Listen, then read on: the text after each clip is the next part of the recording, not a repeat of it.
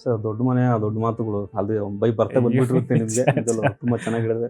Yes sir, ಯುವ ಸಿನಿಮಾದ ಇನ್ನೊಂದು ಬ್ಯೂಟಿ ಏನಂತಂದ್ರೆ ಬ್ಯೂಟಿಫುಲ್ ಹೀರೋಯಿನ್. ಯಾಕಂದ್ರೆ ಸಪ್ತಮಿ ಗೌಡ ಅವರು ನಿಜಕ್ಕೂ ಅವರು ನೋಡೋಕ್ಕೆ ಸಿನಿಮಾದಲ್ಲಿ ಏನು ಕಾಣ್ತಾರೋ ಹೊರಗಡೆ ಏನು ಕಾಣ್ತಾರೋ ಸಿನಿಮಾದಲ್ಲಿ ತುಂಬಾ ಇನ್ನೂ ಚೆನ್ನಾಗಿ ಆ್ಯಕ್ಟ್ ಮಾಡ್ತಾರೆ ಅವರು. ಸೊ ನಿಮಗೆ ಎಲ್ಲಿತ್ತು ಸರ್ ಥಾಟು ಯುವಾಗೆ ಈ ಜೋಡಿನೇ ಪರ್ಫೆಕ್ಟ್ ಅನಿಸಿದ್ದು ಅಥವಾ ಬಿಫೋರ್ ಏನಾದರೂ ಮಾತುಕತೆ? ಇಲ್ಲ, ಕಲೆಕ್ಟಿವ್ ಡಿಸಿಷನು. ಬಾಳೆ ಫಿಲ್ಮ್ಸ್ ಅವರು ಸಜೆಸ್ಟ್ ಮಾಡಿದಾಗ every one felt happy. She is a very active girl and quick actress, very quick learner. ಮತ್ತು ಈ ಸಿನಿಮಾಗೆ ಶಿ ಈಸ್ ರೆಪ್ರೆಸೆಂಟಿಂಗ್ ಗರ್ಲ್ಸ್, ಒಂದು ಹೆಣ್ಣಿನ ಸ್ವಾಭಿಮಾನವನ್ನು ಪ್ರತಿಬಿಂಬಿಸುವಂಥ ಒಂದು ಪಾತ್ರ. ಸೊ ಅದನ್ನು ಅವ್ರು ತುಂಬ ಚೆನ್ನಾಗಿ ಮಾಡಿದ್ದಾರೆ. ಐ ಥಿಂಕ್ ಅವ್ರಿಗೇನು ಸ್ಪೇಸ್ ಇತ್ತು ಕಥೆಯಲ್ಲಿ ಆ ಇದು ಲವ್ ಸ್ಟೋರಿ ಅಲ್ಲ, ಇದು ಒಂದು ಪಾತ್ರ, ಒಂದು ಸಂಗಾತಿಗೆ ಒಂದು ಕಪಲ್ ಗೋಲ್ಸ್ ಅಂತಾರಲ್ಲ, ಹಾಗೆ ಹೆಂಗೆ ನಾವು ಒಂದು ಸ್ಟ್ರೆಂತ್ ಆಗಿ ಒಬ್ರಿಗೊಬ್ರು ಇರಬೇಕು ಅನ್ನೋ ಒಂದು ಥಾಟ್ ಪ್ರೊಸೆಸ್ ಅಲ್ಲಿ ಮಾಡಿದಂಥ ಪಾತ್ರ ಸಪ್ತಮಿ ತುಂಬ ಚೆನ್ನಾಗಿ ಮಾಡಿದ್ದಾರೆ. ಆ್ಯಂಡ್ ಕಮಿಟ್ಮೆಂಟ್ ವೈಸು ಅಷ್ಟೇ, ವೆರಿ ಹಾರ್ಡ್ ವರ್ಕಿಂಗ್ ಗರ್ಲ್. ಸಿನಿಮಾದಲ್ಲಿ ನಾರ್ಮಲ್ ಆಗಿ ಇವತ್ತು ದೊಡ್ಡ ಮಟ್ಟದಲ್ಲಿ ಸಿನಿಮಾ ಬರಬೇಕಾದ್ರೆ ಹೊರಗಡೆಯಿಂದ ಒಂದಷ್ಟು ಜನ ಕರ್ಕೊಂಬರೋದು. ಫಾರ್ ಎಕ್ಸಾಂಪಲ್ ಡ್ಯಾನ್ಸ್ ಕೊರಿಯೋಗ್ರಾಫ್ ಆಗಿರ್ಬೋದು ಅಥವಾ ಫೈಟ್ ಕೊರಿಯೋಗ್ರಾಫ್ ಆಗಿರ್ಬೋದು. ಬಟ್ ನಮ್ಮ ಸಿನಿಮಾದಲ್ಲಿ ನಮ್ಮ ಮೋಹನ್ ಮಾಡಿದ್ದಾರೆ, ಈಗ ಫೈಟ್ ಅರ್ಜುನ್ ಮಾಡಿದ್ದಾರೆ. ನಾನು ಅರ್ಜುನ್ ಅವರ ವಿಚಾರಕ್ಕೆ ತುಂಬ ಖುಷಿ ಆಯಿತು, ನೀವು ಅವ್ರು ಕೊಟ್ಟಂಥ ಅವಕಾಶ. ಸೊ ನಾನು ನಿಜವಲ್ಲ ಅದು ಅವ್ರು ಕೇಳ್ಕೊಂಡಾಗ ಇಲ್ಲ ಸರ್ ಅದು ಬೇರೆ ಥರನೇ ಆಯಿತು, ಒಂದೇ ಫೈಟ್ ಮಾಡೋಕ್ಕೆ ಹೇಳಿದರು. ಬಟ್ ಅದಾದಮೇಲೆ ನನ್ನ ವರ್ಕ್ ನೋಡಿ ಅವ್ರಿಗೇನು ಇಷ್ಟ ಆಯ್ತೇನೋ, ನನಗೊಂದು ಫುಲ್ ಅವಕಾಶ ಕೊಟ್ಟು ತುಂಬ ಹ್ಯಾಪಿ ಆದೆ, ನಾನು ತುಂಬ ಅದ್ಭುತವಾಗಿ ಮಾಡಿದ್ದೀನಿ ಅಂದರು. ಸೊ ಅದೊಂದು ವಿಚಾರ ಕನ್ನಡಿಗರಿಗೆ ಅವಕಾಶ ಕೊಟ್ಟಿದ್ದು. ಮೋಹನ್ ಅವರು ಈಸ್ ವೆರಿ ಸಖತ್ ಸೂಪರ್ ಡ್ಯಾನ್ಸ್ ಮಾಡ್ತಾರೆ, ಅವ್ರಿಗೆ ಅವಕಾಶ ಕೊಟ್ಟು. ನಾರ್ಮಲ್ ಏನಿತ್ತು ಅಂದರೆ ಅಪ್ಪು ಸರ್ ಅಂತ ಬಂದ ತಕ್ಷಣ ಅವ್ರದ್ದು ರೇಂಜ್ ಚೇಂಜ್ ಆದಾಗ ಬೇರೆ ಬೇರೆ ಕರೆಸಲೇಬೇಕಾದ ಅನಿವಾರ್ಯತೆ ಅದು. ಜಾನಿ ಮಾಸ್ಟರ್ ಆಗಿರ್ಬೋದು, ಶೇಖರ್ ಮಾಸ್ಟರ್ ಆಗಿರ್ಬೋದು. ಬಟ್ ನಮ್ಮ ಯುವ ಸರ್ಗೆ ಕನ್ನಡಿಗರಿಗೆ ಅವಕಾಶ ಕೊಟ್ಟಿರೋದು ಫೈಟ್ ಆ್ಯಂಡ್ ಡ್ಯಾನ್ಸ್. ಇಲ್ಲ, ಅದು ಹೆಂಗಂದರೆ ಈಗ ನನಗೂ ಒಂದು ಯಶ್ ಅವರು ಅವಕಾಶ ಕೊಟ್ಟು ನಾನು ಡೈರೆಕ್ಟರ್ ಆಗಿದ್ದೆ. ಹಂಗೆ ಒಬ್ರಿಗೊಬ್ರು ಇಲ್ಲಿ ನನಗೊಬ್ರು ಅವಕಾಶ ಕೊಟ್ಟಿರ್ತಾರೆ, ನಾವು ಸಿನಿಮಾದಲ್ಲಿ ಇನ್ನೊಬ್ರಿಗೆ ಅವಕಾಶ ಕೊಡ್ತೀವಿ. ಅದೊಂದು ಸೈಕಲ್, ಅದೊಂದು ಪ್ರಾಸೆಸ್. ಸೊ ಆ ನಿಟ್ಟಿನಲ್ಲಿ ನೋಡಿದಾಗ ಅರ್ಜುನ್ ಆಗಲಿ ಮೋಹನ್ ಆಗಲಿ, ಮೋಹನ್ ನನಗೆ ತುಂಬ ಹಳೆ ಪರಿಚಯ, ಐ ಥಿಂಕ್ 15 years ಪರಿಚಯ ನನಗೆ. ಅರ್ಜುನ್ ನನಗೆ ಪರಿಚಯ ಇರಲಿಲ್ಲ.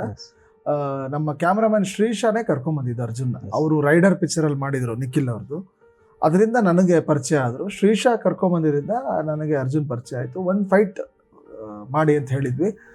ಆಮೇಲೆ ಹಿಸ್ ಇಂಟ್ರೆಸ್ಟು, ಆಮೇಲೆ ನಾನು ಹೇಳಿದ್ದೆ ಫಸ್ಟೇ, ಇದೊಂದು ಫೈಟ್ ಅಂದ ತಕ್ಷಣ ಇದೇನೋ ಔಟ್ ಆಫ್ ದಿ ಕತೆ ಇರಲ್ಲ, ಕತೆ ಜೊತೆನೇ ಹೋಗ್ಬೇಕು, ಎಮೋಷನ್ ಜೊತೆನೇ ಹೋಗ್ಬೇಕು. ನಾವು ನಾನು ಸ್ಕ್ರಿಪ್ಟಲ್ಲೇ ನಮ್ಮ ಟೀಮ್ ಇಡೀ ಹೆಂಗೆ ಮಾಡಿದ್ವಿ ಅಂದರೆ ಇಡೀ ಫೈಟ್ದೊಂದು ಆರ್ಡರ್ ನಮ್ಮ ಹತ್ರ ಇತ್ತು, ಗ್ರಾಫ್ ಇತ್ತು. ಸೊ ಇದನ್ನ ಕತೆ ಜೊತೆನೇ ಎಕ್ಸಿಕ್ಯೂಟ್ ಮಾಡುವಂಥ ಒಂದು ವ್ಯಕ್ತಿ ಬೇಕಿತ್ತು, ಆಮೇಲೆ ಟೈಮ್ ಕೊಡುವಂಥ ವ್ಯಕ್ತಿ ಬೇಕಿತ್ತು. 6 ತಿಂಗಳು ಯಾವ ಸಿನಿಮಾನೂ ಅವ್ರು ಮಾಡಲಿಲ್ಲ, ಅದೊಂದು ಕಂಡೀಷನ್ ಇತ್ತು ನಮ್ದು. ಯಾಕಂದ್ರೆ ಗುರು ಜೊತೆನೇ ಇರಬೇಕು, ನಮ್ಮ ಜೊತೆನೇ ಇರಬೇಕು ಅಂತ. ಒಂದು 35-40 ದಿನ ಅವ್ರು ವರ್ಕ್ ಮಾಡಿದ್ದಾರೆ ಈ ಸಿನಿಮಾಗೆ. ಅಂದಾಕ್ಷಣ ಎಲ್ಲ ಫೈಟೇ ಅಲ್ಲ, ಕೆಲವು ಟ್ರಿಕಿ ಸೀಕ್ವೆನ್ಸ್ಗಳು ಇತ್ತು, ಅದನ್ನೂ ಮಾಡಿದ್ದಾರೆ. ತುಂಬ ಚೆನ್ನಾಗಿ ಮಾಡಿದ್ದಾರೆ. ಐ ಥಿಂಕ್ ಹೊರಗಡೆ ಹೋಗೋಂಥ ಅನಿವಾರ್ಯ ಈ ಸಿನಿಮಾಗೆ ನಂಗೆ ಬರಲಿಲ್ಲ. ನಾನು ಮುಂಚೆ ಎಲ್ಲರೂ ಹೊರಗಡೆ ಮಾಸ್ಟರ್ ಜೊತೆನೇ ಮಾಡಿದ್ದು.